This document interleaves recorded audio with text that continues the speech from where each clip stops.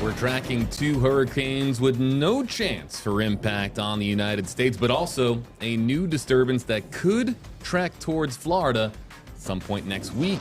We're tracking it all here live in your hurricane headquarters on Tracking the Tropics, powered by Handyman Roofing. Hey there, folks. JB here with you live alongside WFLA Max Defender 8 Chief Meteorologist Jeff Berardelli to break down what's going on in the tropics. Jeff, let's not waste any time today. Let's get right to it. Send things over to the wall and show folks exactly what's going on here on satellite. Well, it's too busy. That's what I would say. Too busy for the beginning of November, but it happens. And again, we're still in traditional hurricane season, which lasts through the end of November. And we're at the beginning of November, and so you might expect to see activity. You probably wouldn't expect to see three different areas that we're watching. That is Hurricane Lisa, about to make landfall in Belize. And then there is Hurricane, this is a newly formed hurricane, by the way, Hurricane Martin in the northern Atlantic Ocean. Again, like JB said, neither one is a threat to us, but that area we do need to watch, and specifically the southeast coast and even Florida needs to keep our eyes on that one because it's going to likely slowly, gradually get better form than generally move towards the east coast of the state. I'll get back to that in a second or two. This right here is Hurricane Lisa. Again, it's about to make landfall right here in Belize. It has winds of 80 miles an hour, could strengthen a little bit more before it moves on shore. It's going to produce flooding, rain, and mudslides here in Central America as it continues to move to the west. It will very briefly move into the Bay of Campeche, so the southwest Gulf. Luckily, it doesn't continue to move northward. It just gets squished back down to the south. So again, this should not be an issue for the United States. Nor will this be. This is Hurricane Martin, winds now up to 75 miles an hour. This actually could strengthen. There's very warm water in the northern Atlantic this year. And so watch, as it moves to the north, it's actually forecast to become a Cat 2 hurricane before it begins to weaken to the south of Greenland and Iceland. That's Greenland, that's Iceland. Just to give you an idea of how far north this is going to go. Of course, it will lose its tropical characteristics as it gets towards the northern part of the Atlantic Ocean. All right, now let's talk about that area of yellow. So yellow means there's a low chance of development, but there is some chance of development, and all of the computer models develop it, but the question is, will it develop into a subtropical system, a tropical system, or does it remain an extratropical system without tropical characteristics? That's a little harder to answer right now. And as you see, there's actually nothing there. So what we're doing here is we're out looking at an area. There's going to be a storm that kind of dips down from Chicago. And because of convoluted weather pattern, it's going to get stuck here and then just sit over warm water for days and then eventually try to spiral back towards the east coast of Florida. So this is the convoluted pattern. Look at this big heat dome on top of us. We had record heat across the Tampa Bay area yesterday. It's another hot one during the day today. Look at that storm there in the Ohio Valley. Watch as it dips to the south and east right there. And then watch as this heat dome ends up kind of building northward above it and trapping it. That's called a Rex block. This is a blocking pattern. Notice how the block actually extends all the way down there and then all the way around towards our area in Tampa. And so this storm is trapped. So it's going to sit over very warm water for days. And even though it's not a tropical system, eventually, over the course of a few days, sometimes these upper level lows or these extratropical lows can eventually take on somewhat tropical characteristics. Sometimes they can become purely tropical. Other times they become subtropical. This is going to head towards the northwest. So I think regardless of whether it becomes tropical or not, it is going to be very close to, if not on top of the state of Florida as we head towards next Wednesday, the day after Election Day. But the east coast of Florida could see some rain on Election Day. The real question is, how strong is it going to be? I do not think it's going to be very strong. Even if it becomes a subtropical, even tropical entity, it's not likely to become strong. It's kind of a big swirling mess of rain and some wind. And so this is a look at the moisture tracker. And you can see that it's an upper level low right there. And the breeze is picking up over the weekend here in the Sunshine State, so you'll start to see that easterly wind. And then it moves northwest. And at this point, it really depends. Does this storm end up right on top of the state, in which case everybody's seeing rain here as we head into Wednesday? Or does it linger just off the coast and then pull north towards the Carolinas? That's a question we don't know the answer to yet. But we are increasing rain chances in the Tampa Bay area because we do think it's probably going to be close enough to give us some rain as we head into the Wednesday timeframe. Here's the comparison between the GFS and Euro, and there's not much of a difference here. They're pretty much in lockstep with each other. The real question is, does it become a tropical named entity like a subtropical storm? We don't know that yet. But here we are on Friday, and both systems, both the GFS and the European model, are very close to the state of Florida, so it should get wetter and breezier around here. But again, I wouldn't worry about this becoming any kind of very significant hurricane. Of course, it's never out of the question that it could become a hurricane, but it's less likely. It's more likely that it maintains kind of a subtropical storm status. Notice how wide it is. So when you see these kind of very, large, expansive areas, usually it's not concentrating its power in a very small area. That's what hurricanes do. So this is an indication that it's probably not a bona fide tropical entity at that point. Here we are on Tuesday. Notice some rains moving in, at least on the GFS model, so that's the wetter model. And here we are on Wednesday where there's still some rain around. I would bet that the rain would hold off until later Tuesday and into Wednesday and not be there so early on Tuesday. But again, that's the situation. You can see it remains broad. The broader it is, the more likely it's either extratropical or subtropical and not completely tropical. When a system transitions to become completely tropical, then it really has a chance of becoming a stronger system and kind of getting over that hurricane threshold. All right, I'm going to walk back to the desk and just show you where we are for the season so far. We have 13 named storms, and the average is 14. So we're very close to average, and if this thing develops, that's eventually going to be headed towards the east coast of Florida, then it would be 14 named storms, which would be an average season, believe it or not. How crazy is that? Hurricanes. We've seen 7, and 7 is the average.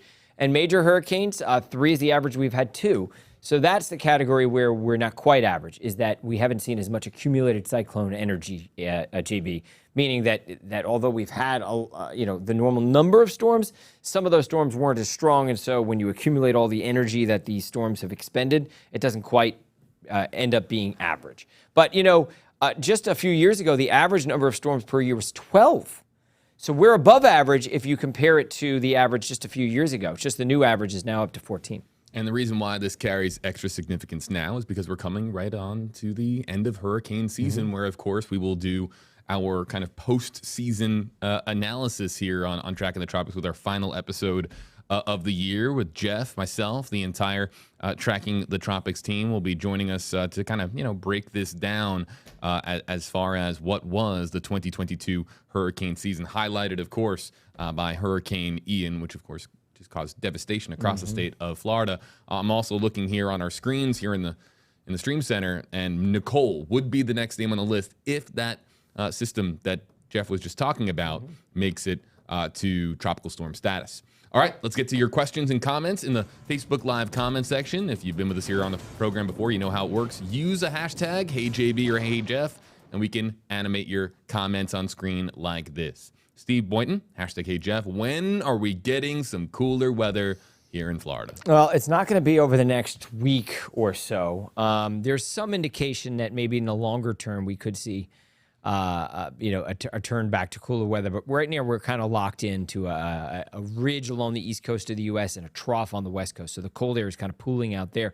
And sometimes when patterns establish themselves, it can take a few weeks for them to dislodge. So it's going to be a little while before we get cooler air. But it's possible we could see it in the next 2 weeks. I haven't honestly looked that closely at the longer term. Been concentrating most of my energy on the next week and a half. We're going to do an abbreviated live Q&A, folks. So if you have questions, now is the time to ask them. You can use hashtag HeyJeff or hashtag HeyJB with your Facebook Live comment, and we will continue to animate them on screen. I'm not exactly sure what Denise is talking about because I would imagine this is related to Ian, but Denise Allen on the WFLA Facebook page, Jeff saying, hashtag HeyJB, next time I won't be stupid. I will take shelter and stay safe. Well, that's good. I'm glad to see that. I don't know where Denise lives. Right. I don't know, Denise, if you're from the area that Ian hit directly. But I think we should all take a lesson, even if we weren't hit directly from Ian, right? I think there are a lot of people who are counting their blessings in Tampa, anywhere north of Sarasota, who did not really see the direct impacts of the storm. And I really hope, and I do think that Ian made such an impact that people will take the next storm seriously. I think the pictures from Ian are undeniable. People can see the kind of devastation and the kind of danger that hurricanes bring with them. And I think people in the Tampa Bay area both feel very fortunate, feel very guilty probably, and also understand that the next time it could be us and that everybody, should take the necessary precautions. So I do hope that some good can come out of Ian because it was such a disaster for so many. Let's go to this comment coming in from, all right, let's go to Dan. Hashtag HeyJeff. how much rainfall do you expect us to get? I mean, I would imagine talking about that system next week. Yeah, so the American model would have you believe that we're going to see a couple, maybe even a few inches of rain. The rest of the models are show much less rain. I don't think it's going to be a big deal for us. I think a lot of the moisture is going to get trapped along the east coast of Florida. But it wouldn't be out of the question for us to see a couple inches of rain. That's not going to cause flooding. You really need a lot of rain falling in a very short period of time to cause flooding in the state of Florida. So, I mean, it doesn't mean it won't flood on the East Coast, but I'm talking about here in the Tampa Bay area. It's a little less likely. We're going to go to one more question from our social media audience. Kristen Gunderson wants to know, any chance at all the Fort Myers Beach area could get hit again this season, or no chance? Hate to think of it rebuilding, beginning just to get hit again. Yeah, so that would seem very doubtful. It's not out of the question. In November, you can see landfalling hurricanes in the state of Florida, although there have only been 3, I think, landfalling hurricanes in the U.S. in the month of November since 1850. So it's very rare. Could you see a tropical storm? Sure, that's more likely than a hurricane. Water temperatures have definitely gone down dramatically. They're still strong enough to support a tropical storm or even a very weak hurricane, especially in the southern half of the Gulf.